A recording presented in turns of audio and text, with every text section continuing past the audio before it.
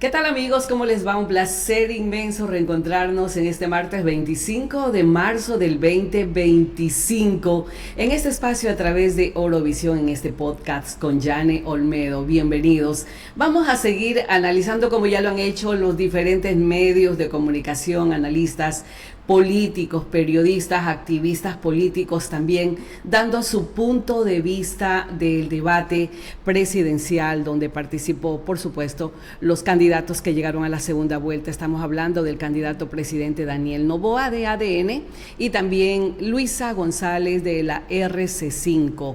En este debate donde la primera opinión, el primer punto que han compartido muchísimos analistas políticos en lo largo y ancho del país y también fuera del país, es que las propuestas, el plan de gobierno de los dos candidatos fueron los grandes ausentes en este debate presidencial. Pero va a ver la perspectiva sociológica de este debate.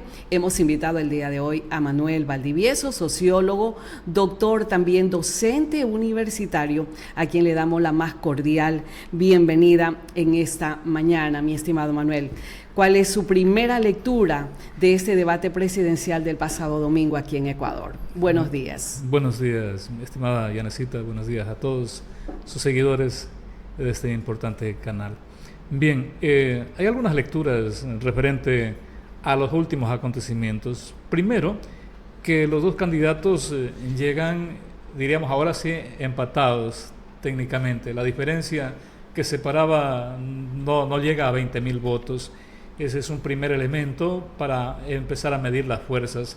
Segundo, que el debate, la expectativa de algunos sectores por identificar qué propuestas basados en esta lógica racional podrían haberse vertido en el escenario mismo ya de la confrontación. Entonces, pero tercero, hay un componente un poco basado en la lógica subjetiva, que es la que más se ha movido, la lógica emocional, respecto de cómo quedaron finalmente o qué se dijeron estos dos actores políticos ya en la confrontación. Y cuarto, diríamos que también debemos revisar el formato del debate, porque es un formato definitivamente confrontacional, es verdad. Son dos actores que no pueden evadirse. Sin embargo, el modelo, cómo estuvo preparado el debate, permitió precisamente en estos cuestionamientos, luego de contestar las preguntas de la facilitadora, que vayan directamente a extrapolar, ¿cierto?, la información o el dominio de los temas. Y justamente entonces, hablando de la estructura del debate, para ir desmenuzando estos 4 puntos que usted acaba de señalar, la estrategia comunicacional que manejaron los dos candidatos, el hecho de que los candidatos se atacaron, esta estrategia fue fundamental como para poder conectar con esos votantes que están fluctuando, que están volátiles por ahí, que se podría lograr y conseguir la adhesión cualquiera de los dos candidatos en motivo de este debate. Me imagino que los asesores prepararon a sus candidatos con anticipación, entendiendo la lógica del pensamiento y de estos procesos o campañas electorales que son eminentemente emocionales, son subjetivas. Por eso es que pudimos notar de que la confrontación se centró en identificar debilidades tanto del uno como el otro, y diríamos que eso casi llegó a un 80%, y quedaron, diríamos, tibios un 20% de propuestas o basadas, aunque nunca se habló del plan de trabajo de cada candidato, sino que breves centelladas de lo que podría ser las propuestas en firme de lo que podría trabajar, especialmente la señora Luisa González, porque estaba, diríamos, el otro candidato en desventaja frente a acciones que no las realizó durante el periodo que ha tenido que ejecutar. Entonces la señora Luisa trató más que todo de posicionar ese mensaje en el votante, en el posible votante, de que finalmente el señor Noboa no cumplió.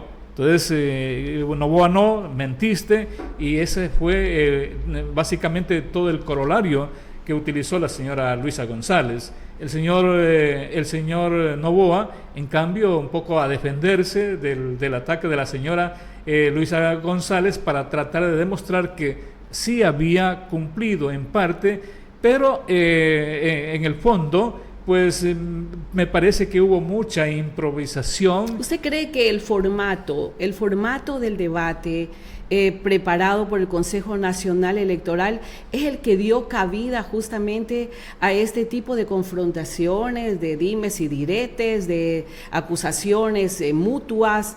¿El formato tal vez ayudó a esto? Bueno, el formato está preparado para la confrontación, es verdad, pero no precisamente hay que culpar al formato de cómo actuaron los candidatos. ¿Por qué? Porque hubieron muchas preguntas directas de la presentadora que la evadieron. La cuestión no fue formato. Sí, pero en este caso, claro, la moderadora tal vez no cumplió su rol, porque se supone que la moderadora lo dijo al inicio del debate, que en el momento que se desvíen de la pregunta, de la respuesta con respecto a la pregunta que se planteaba, ella se vería abocada a interrumpir y a guiarlo justamente a las preguntas, pero no pasó nunca nada de eso. No pasó, creo que ella dejó que transcurriera y que finalmente se remita, por ejemplo, en las respuestas de sí o no, a que diga sí y dar los tiempos. Ella solamente se limitó a medir los tiempos, los espacios y nada más. Entonces, finalmente dejó para que ellos hagan uso del libre albedrío en cuanto a las respuestas.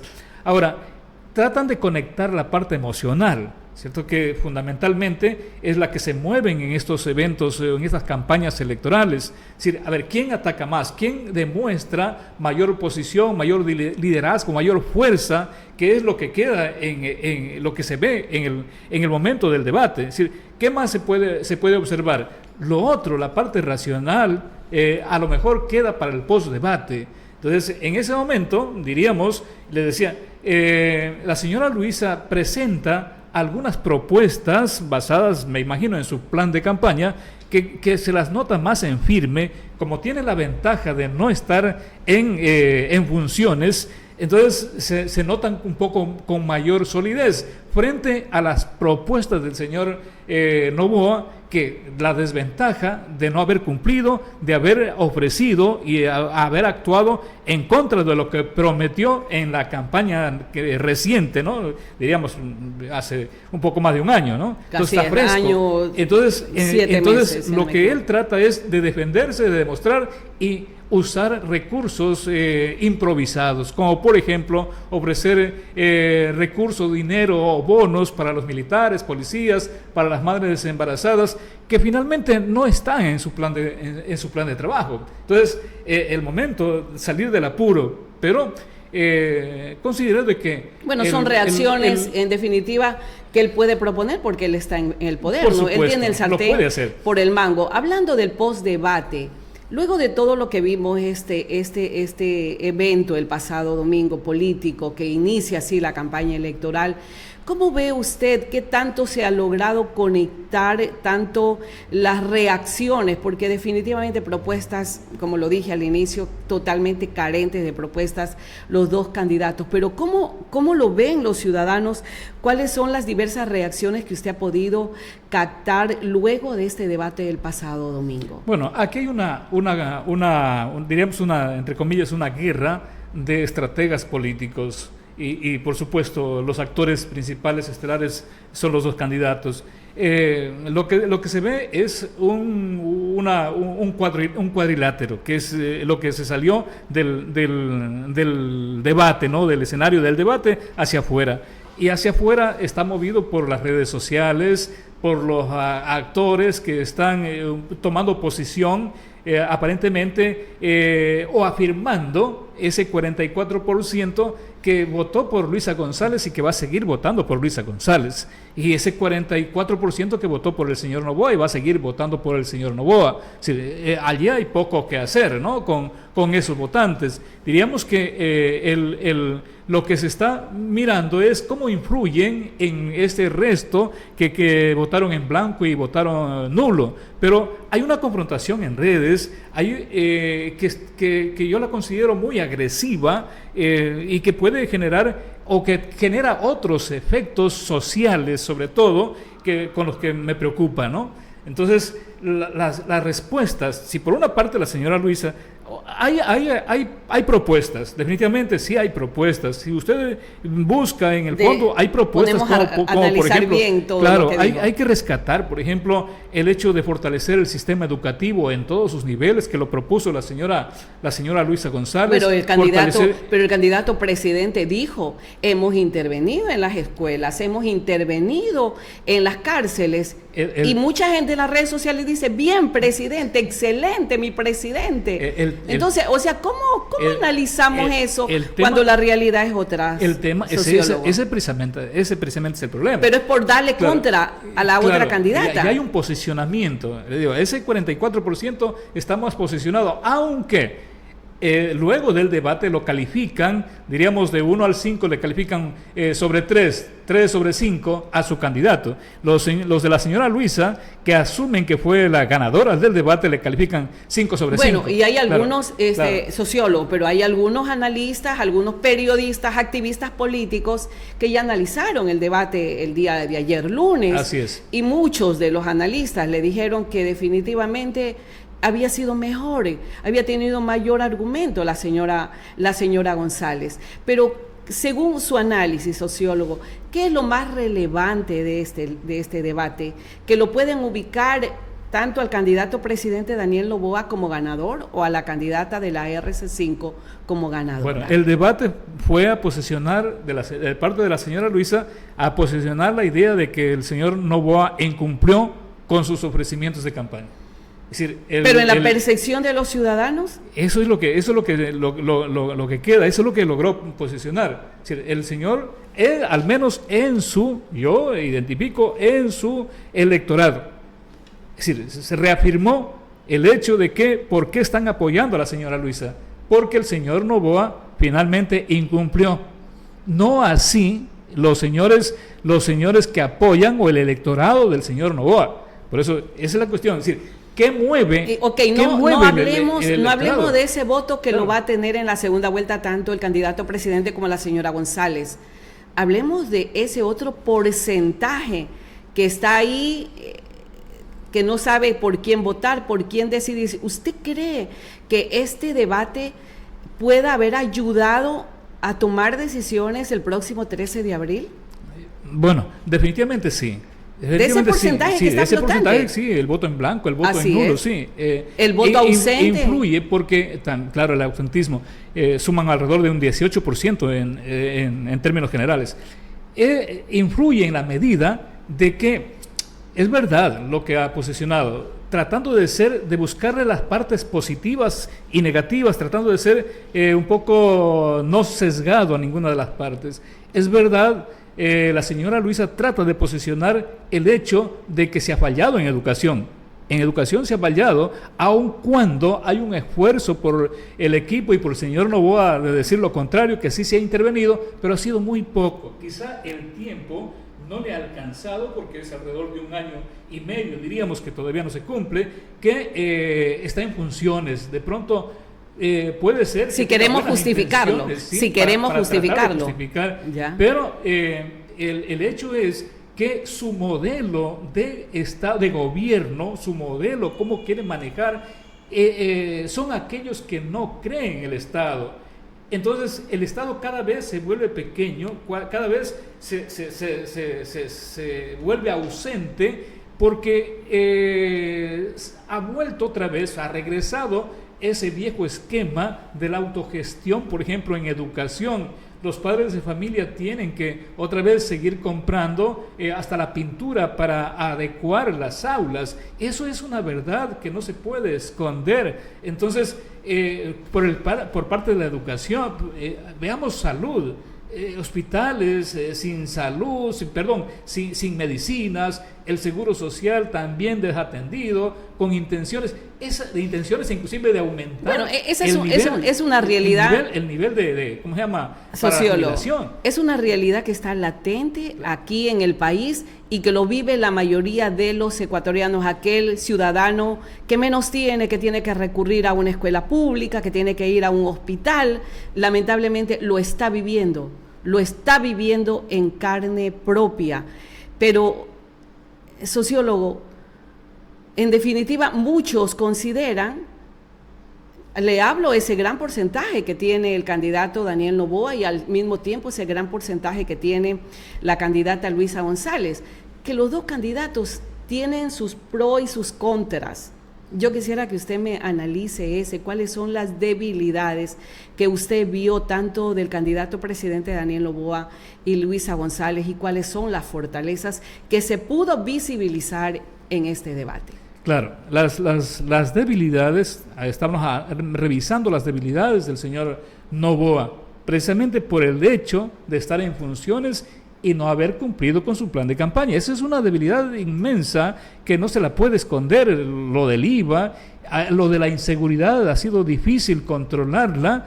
Entonces, me parece que no existe tal plan Fénix. Ese es lo profundo, ¿cierto? Esa es la incertidumbre en la que vivimos y que no podemos ni siquiera salir a trabajar. Ese es todo el corolario, el espacio, el escenario que ha marcado y que no ha podido intervenir. Si queremos mirarle debilidades, es esa, ¿no? Entonces, pero ¿qué fortalezas podemos encontrar en el señor Noboa? Tendríamos que buscar en este momento ser muy cuidadosos para encontrarle fortalezas, como por ejemplo el hecho de que mira al Estado como desde el punto de vista de la empresa, es decir, buscar hacerlo más efectivo, más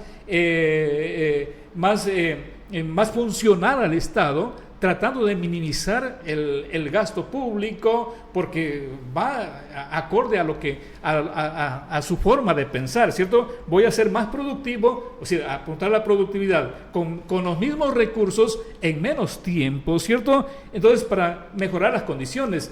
Podría ser, entonces es donde en el que se ve reflejado ese gran segmento de votantes, los emprendedores que siempre están buscando oportunidades, porque inclusive aquel que dispone de un espacio laboral, diríamos, estable, también está buscando siempre alguna alternativa y ven en el señor Noboa la oportunidad, la posibilidad de que vaya a generar condiciones para mejorar sus emprendimientos, ubicar una empresa. Bueno, entonces ese reflejo lo ve, o el votante se ve reflejado en este candidato. Digamos, esa sería una de las mayores fortalezas del señor Noboa, porque el votante busca la parte económica. Dice, bueno, coloquialmente, así como él ha tenido éxito, entonces yo también quisiera tener éxito en el subconsciente, en el inconsciente. Entonces, por eso es que tiene esta gran masa de votantes. Y usted mira, por ejemplo, al pequeño emprendedor, al dueño de una tienda, al dueño de algún negocio por allí, casi es noboísta, diríamos en este caso. A algunos de los emprendedores o aquellos trabajadores quieren tener oportunidad para poner un negocio más y generar aumento de sus ingresos. Entonces, allí tenemos, digamos, esa es una de las fortalezas que si quiere la puede explotar aún más, ¿cierto? Porque va a generar seguridad, pero para eso, claro, tiene que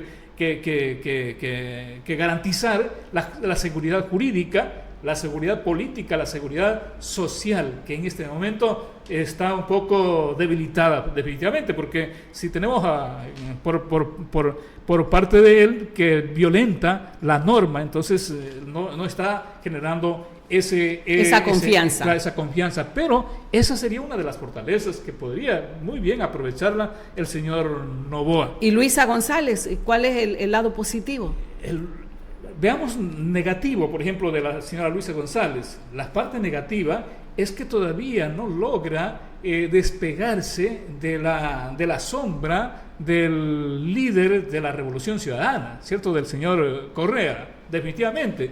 En el discurso creo que me parece que no debió haber hablado de mi gobierno, porque lo hace sentir que ella fue también, claro, fue parte del gobierno, pero estamos tratando de, o se debería haber tratado de un poco tomar distancia, deslindar, y aunque su personalidad fue fuerte, asumió un patrón en el debate, sin embargo, todavía se deja notar esa sombra y que hace pensar de que podría ser, finalmente, el asesor, aunque lo diga o no lo digan, va a ser el señor Correa. Entonces, lograr de separar aquello, pero ¿cómo lo va a lograr separar, sociólogo Manuel Valdivieso, si en definitiva la votación que ella tiene es por el referente de un gobierno de obras, como así lo ve ese gran porcentaje de ecuatorianos? De alguna manera sí. ¿Cómo puede separar si el recordemos, antecedente es lo que la está ligando, claro, y lo que la gente le está dando una esperanza de que el país vuelva a recuperar la paz, la tranquilidad, el desarrollo, que tenga trabajo, o sea, todo lo que hecho, sí, lamentablemente hoy carecemos, claro, en el Ecuador? De hecho, sí, esa es su gran plataforma, ¿cierto?, de arranque. Pero miremos los resultados de los 2 eventos anteriores, no pudo romper ese techo.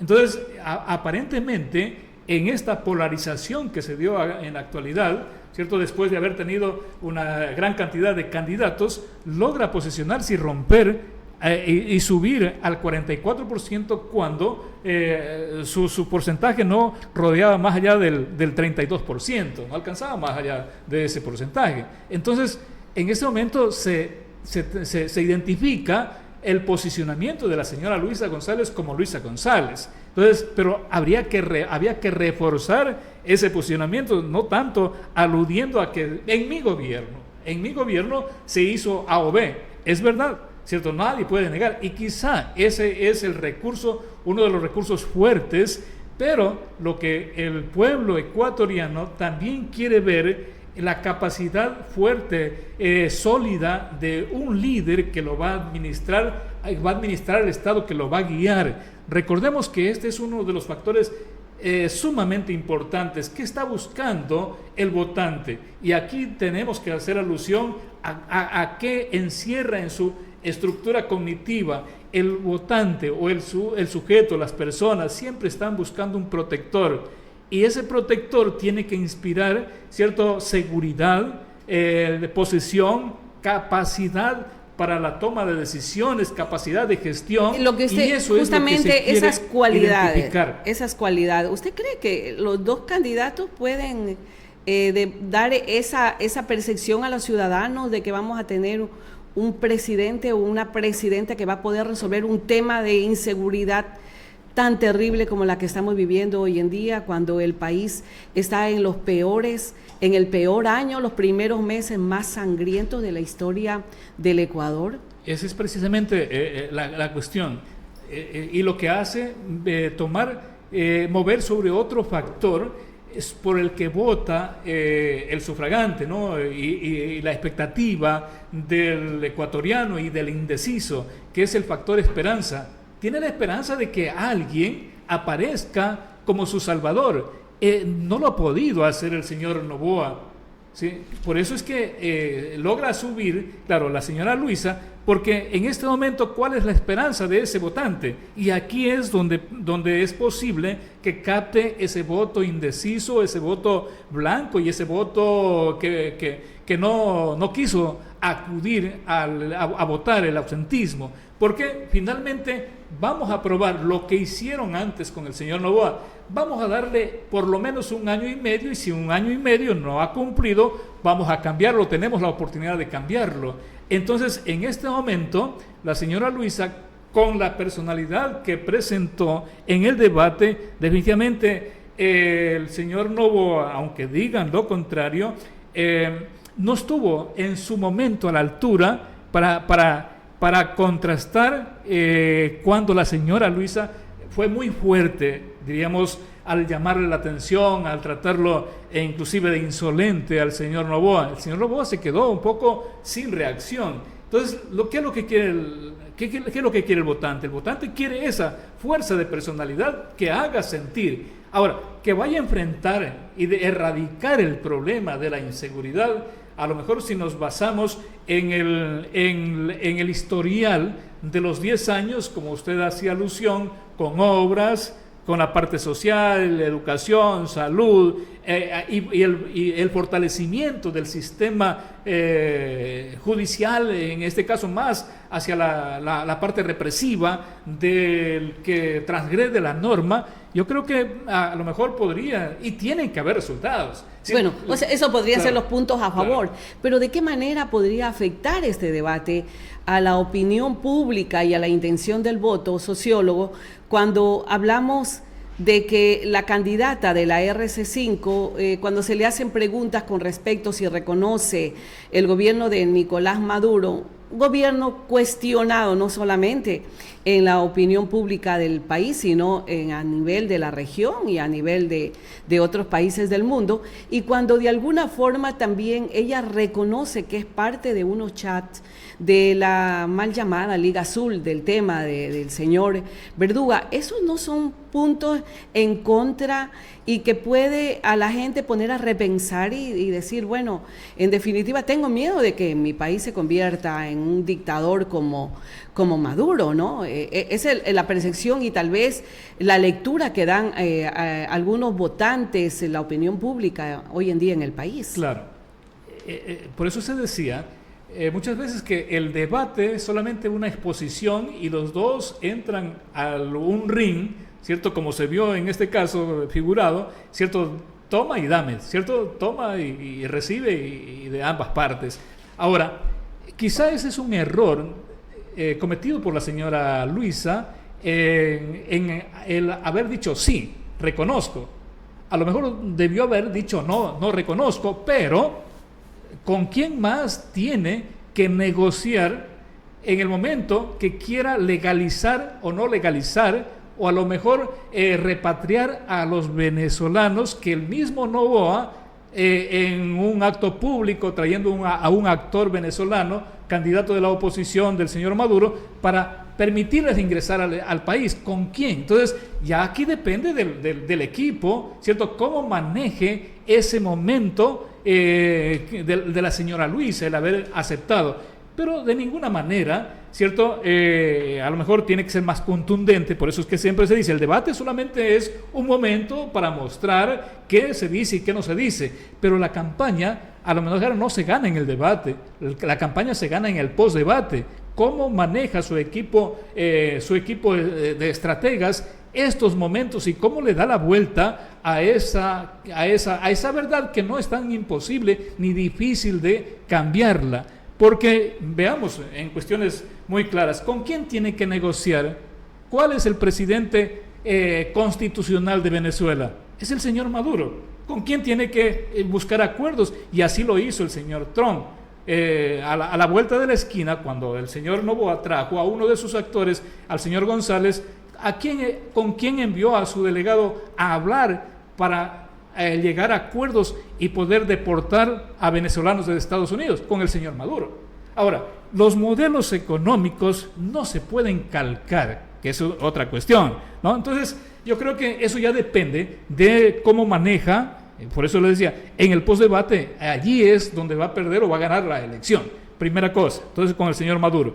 No es un cuco que asusta, porque esa ha sido una muletilla, le decía antes, casi de toda la oposición de esta reconstrucción conservadora que se levantó en América Latina, y eso le ha pasado al señor, el presidente colombiano, candidato en su momento, e inclusive en México, tanto con el anterior expresidente, con el actual presidente, y con Claudia, sí, con el señor o López Obrador, sí, entonces eso siempre se ha manejado, ¿sí? Y ya no asusta. Eso ocurrió en los dos momentos anteriores, siempre estuvo el cuco de Venezuela, pero hay que también, digamos, ese sería otro momento para discutir sobre Venezuela. Venezuela es uno de los países que más crecimiento, de acuerdo al Banco Mundial y al Fondo Monetario Internacional, que no son venezolanos, son manejados por Estados Unidos, porque son los que más controlan, y bueno, ahí hay el historial. Entonces, el que más va a crecer en la región desde el 2020 Es mentira que el Ecuador, como dijo el señor Noboa, va a crecer al 4%.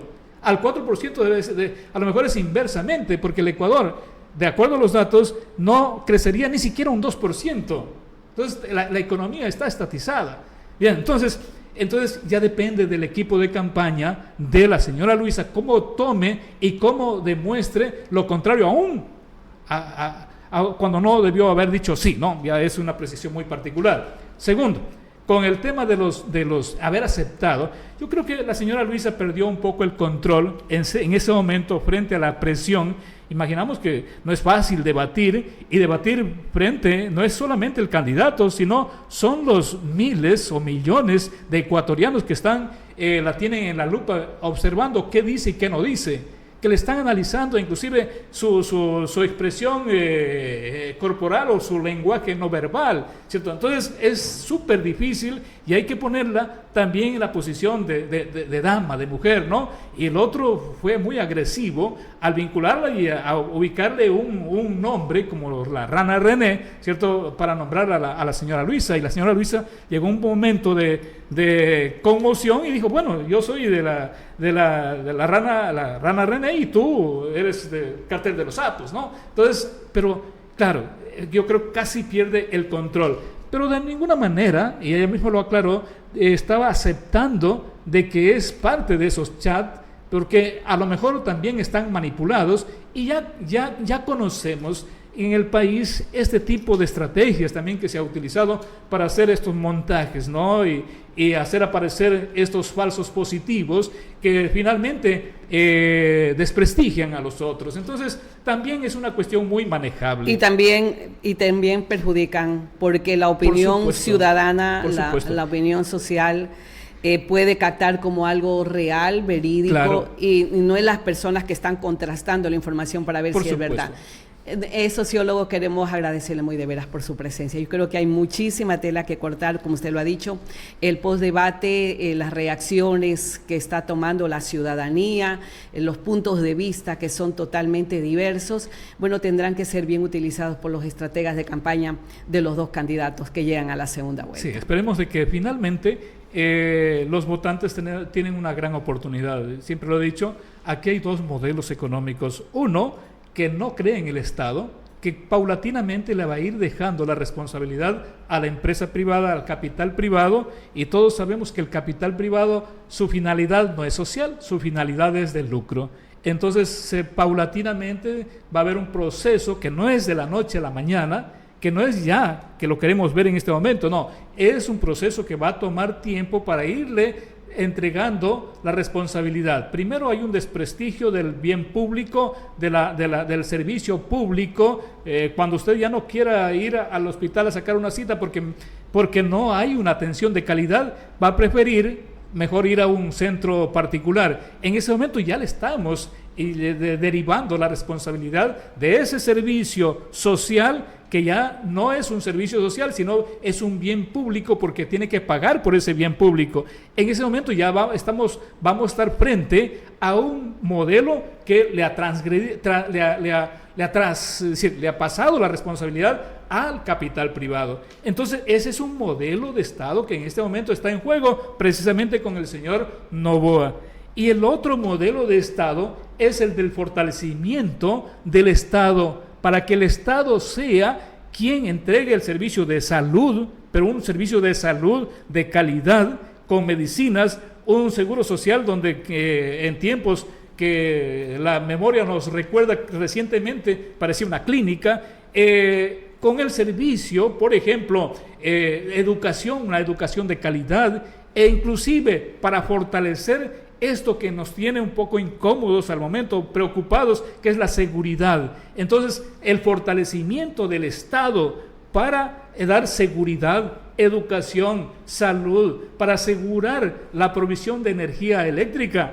Este es el modelo que está proponiendo la señora Luisa González. En el fondo, eso es lo que no se dijo, pero que en términos o en líneas gruesas se nota de su modelo. Entonces, los ciudadanos tenemos la oportunidad, los que estamos decididos o no, de tomar esas dos posiciones. Usted quiere reducción del tamaño del Estado, que ausencia del Estado, que el Estado invierta menos, que le deje al servicio privado, es decir, la provisión de agua, luz, diríamos educación, o quiere que fortalezca el Estado para que el Estado sea el garante de la seguridad social ciudadana y de todos los servicios públicos. Estos son los dos conceptos que están en juego en este momento. Muchísimas gracias. Yo creo que son dos posiciones diferentes y la opinión de nuestro sociólogo, el doctor Manuel Valdivieso. La opción la tenemos los ecuatorianos el próximo 13 de abril y vamos a seguir hablando de este tema político, el post-debate, que yo creo que tiene muchísimas aristas que hay que analizar para que la ciudadanía pueda entender mejor la propuesta de los candidatos que lamentablemente estuvieron ausentes en el debate del pasado domingo. Gracias al licenciado Manuel Valdivieso. Amigos, un abrazo para todos, un maravilloso martes. Mañana estaremos en este mismo canal, ya a esta misma hora.